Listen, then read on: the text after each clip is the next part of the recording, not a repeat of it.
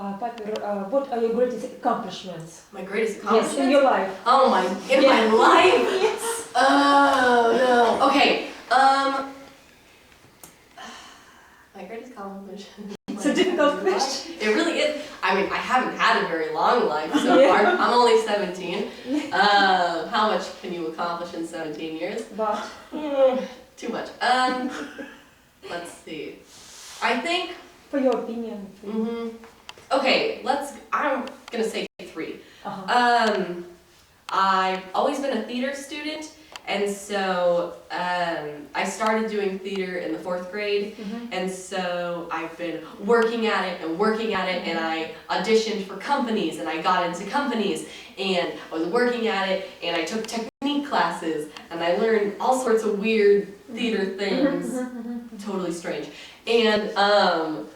and then last year, finally I was in my first professional show after auditioning year after year.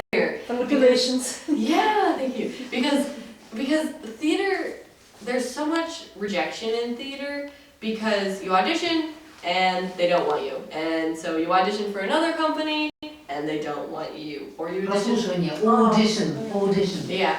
And so, and it's not, okay, sometimes it's because you're a bad actor, but sometimes it's just because you're not what they're looking for their show. And so you have to get really thick skin, you have to be really tough, and you have to go, okay, it's not me, I'm just not right for this part, and you move on. Yes, exactly. And so finally, last year, I was in my first professional show, again, where I got to play a pig, which, okay, it was actually a main role, believe it or not, because it was... We believe, we really do believe. Okay, good. It was, because it was the story, do you know the story of the 3 little pigs? Yes. Oh, okay, great.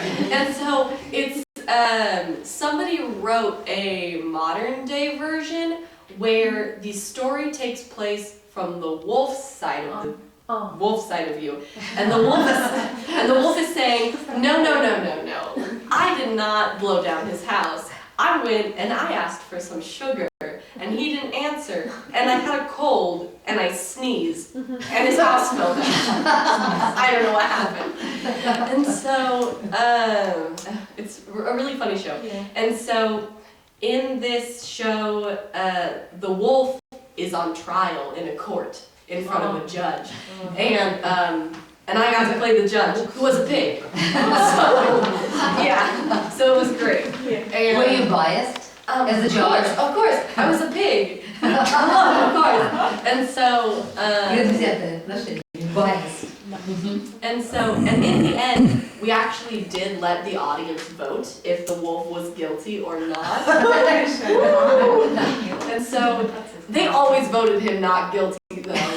It was terrible. Except for the very last show, they voted him guilty, which I was really excited about because we had 2 different endings for the show, depending on which way they voted.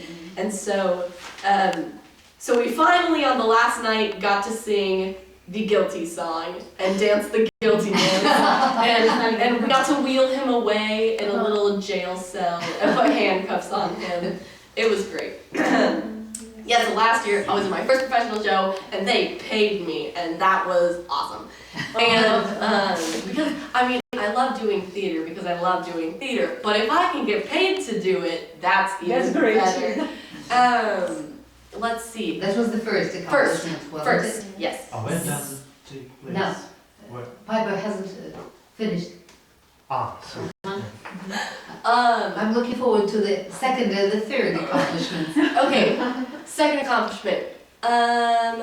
Last year, around the same time, my Rotary district in Oregon had a district conference, and so what that is there's Rotary clubs in every city in Oregon, and they all have members, and then they all get together for this one big conference of, I don't know how many people, so many people, over 300. And all of us kids that were going to be exchange students, we had to have a speech competition to see who would get to give their speech at this really important conference. And I won, so that was awesome. I won the speech contest, me and one other girl, and I just felt so amazing that I wrote a good enough speech that they chose me out of 42 other kids to present in front of over 300 people. And so it was just really awesome, and it was a really good speech. I see. It was a really good Then speech. it was. I felt so smart when I wrote it. But actually, I was trying to lose the speech competition because I already was performing in the talent show at this conference. I did a tap number where I sang and I tap danced, and so I didn't want to have to give a speech as well. So I wrote my speech. What was the topic of your speech? We had to talk about the Rotary theme of the year, which was Light Up Rotary. I don't know how you're supposed to write a speech about that. So what I talked about was the literal concept of light. And what I did was I did this really clever thing where I talked about the color red and about how red stars are the biggest stars in the sky. Well, they are. And then these red stars, they're called red giants, they just get bigger and bigger until they turn into supernovas, and then supernovas turn into new stars and new planets. And so it was all about the color red and light.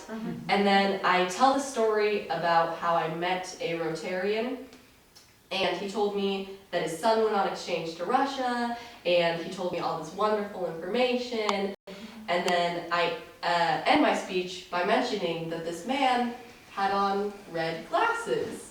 And so this man was a supernova, and he exploded all his light and knowledge on me. And then I became the light.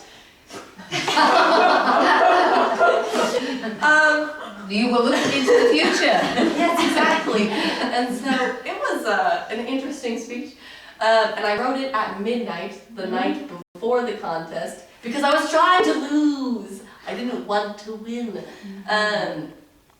But I won. And so, and it was great. And I'm actually really happy that I was able to present my speech.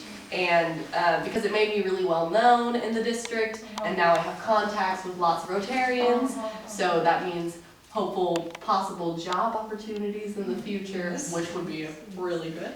And third biggest achievement, coming to Russia. Because, okay, of course, because I was the only student from my district to choose to come to Russia. There was supposed to be 2 of us, and I was the only one. And also my family didn't want me to come. My mom was okay with it, but my grandparents said no, you cannot go to Russia. Why? Why not? I don't know why. Okay, because they're old. And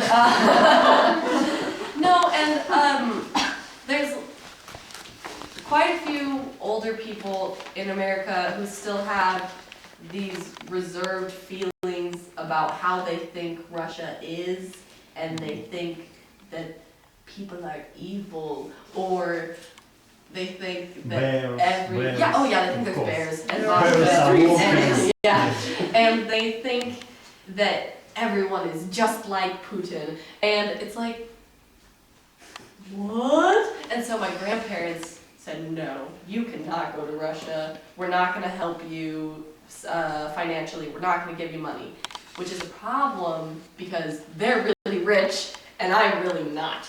And so eventually, after a lot of talking to them and being like, look, people are people no matter where you go.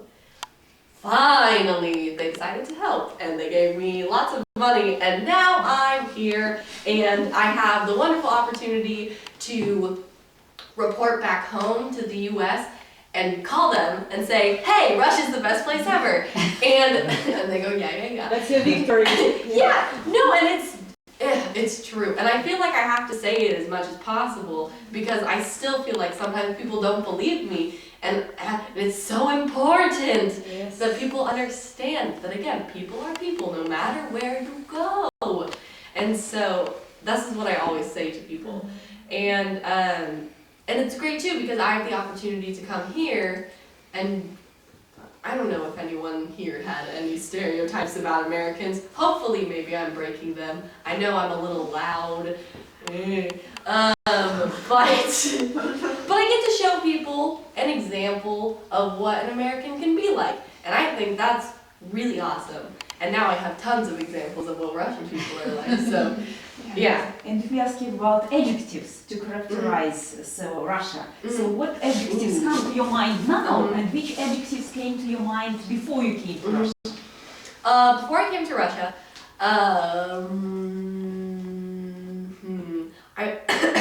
cold. Yeah, people in America tend to think that just everywhere in Russia is cold. I think they don't remember how huge this country is, and then you have an entire southern region that's warmer than a lot of places in the States. Okay, so cold. Maybe that's all I could think of. Big. Oh, yeah, Huge, big. vast. Really, really big. I looked at a picture on the internet of the size of Russia compared to the size of the U.S. It's crazy big. Russia's so big. Yeah. Russia and Russian people. Oh, so yeah. evil. No, not No. evil, of course not. No, because I was working so hard from the start to be like, guys, listen, I'm sure Russian people are really nice. I've never met one, but I'm sure they're great. And nobody looks like a Putin. Yeah, exactly. only Putin looks like Putin. That would be weird. It would be weird to see 140 million Putins.